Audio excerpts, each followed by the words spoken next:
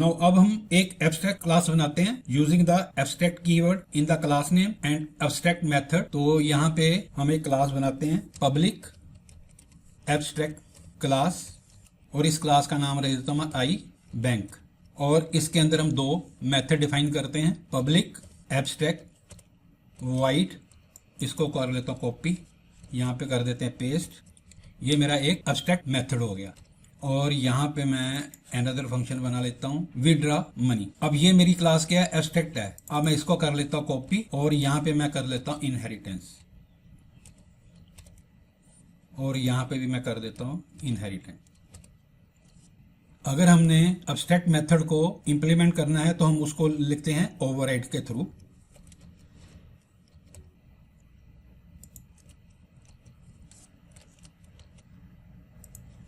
तो अब हमारी इंप्लीमेंटेशन कहां पे होगी, यहां पे होगी। और यहां पे हम एक क्लास बनाते हैं, उसका नाम रखते हैं बैंक फैक्ट्री।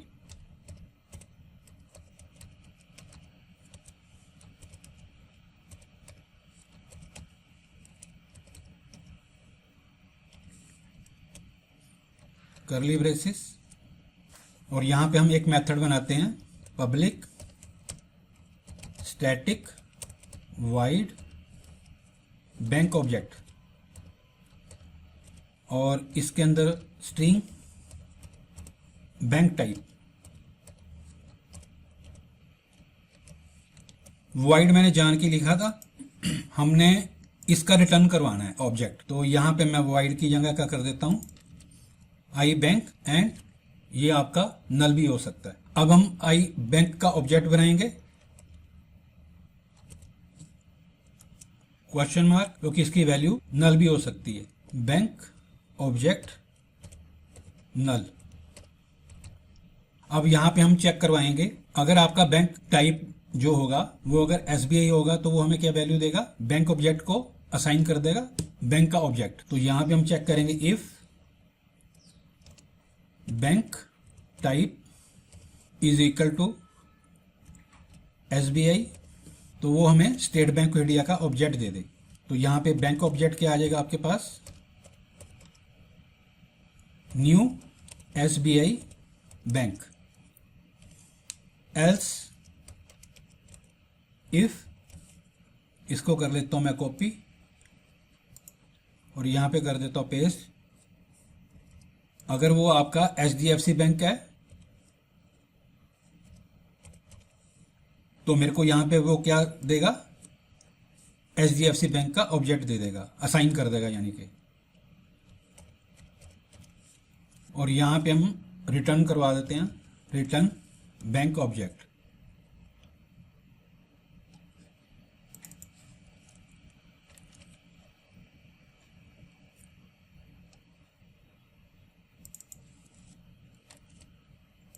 तो ये मेरी इंप्लीमेंटेशन होगी एब्स्ट्रैक्ट क्लास की और उसके मेथड्स। नाउ अब हम यहाँ पे कोड में चेंज करेंगे। तो यहाँ पे मैं एसबीआई का ऑब्जेक्ट नहीं बनाऊंगा, यहाँ पे मैं क्या करूंगा, इसका ऑब्जेक्ट बनाएंगे हम। इसको कर लेता हूँ कॉपी, यहाँ पे मैं कर देता हूँ पेस्ट और यहाँ पे मैं डाल देता हूँ क्वेश्चन मार्क, नल भी हो सकता है, आई बैंक एसबीआई न्यू और यहाँ पे bank factory dot bank object और यहां पे मैं पास कर देता हूं एसबीआई। और यहां पे हम चेक करेंगे if SBI is not equal to null,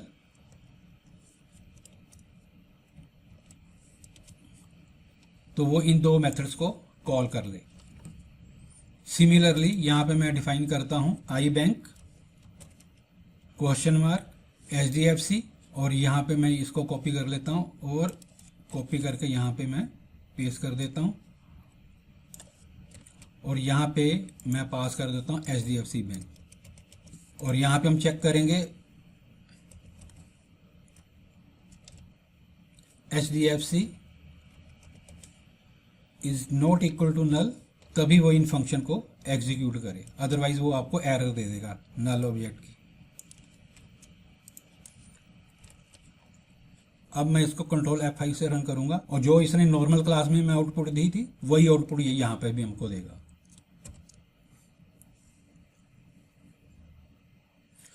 तो उसने मेरे को यहाँ पे सेम आउटपुट दे दी।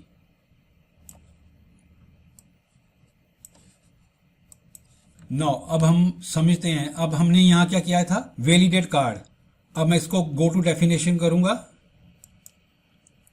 तो यहाँ पे जाएगा। अब हमने उसको क्या दिया, ओनली नेसेसरी इंफॉर्मेशन दी है। अब उसको इसकी इंप्लीमेंटेशन नहीं पता लगी कि जो हमने यहाँ पे इंप्लीमेंट की है। यहाँ पे वो क्या करता है, एसबीआई का ऑब्जेक्ट दे देता है और यहाँ पे एचडीएफसी बैंक का ऑब्जेक्ट दे देता है और यहाँ पे सिर्फ हम उसके मेथड को ही कॉल्स कर सकते हैं और उसकी इंटरनल इंप्लीमेंटेशन नहीं देखते। तो ये था जी आपका एब्स्ट्रैक्शन के बारे में। नाउ अब हम डिस्कस करते हैं एनकैप्सुलेशन वर्सेस एब्स्ट्रैक्शन। जो आपकी एनकैप्सुलेशन होती है बेसिकली वो यूज करते हैं हम डाटा हाइडिंग करने के लिए, और you can say that information hiding. And abstraction जो होती है वो आपकी यूज करते हैं हम detail hiding, that is implementation, how the function are implemented. Second point आ गया आपके पास, जो आपकी एनकैप्सुलेशन होती है वो आपकी डाटा हाइडिंग कैसे करती है, यूजिंग द प्राइवेट वेरिएबल।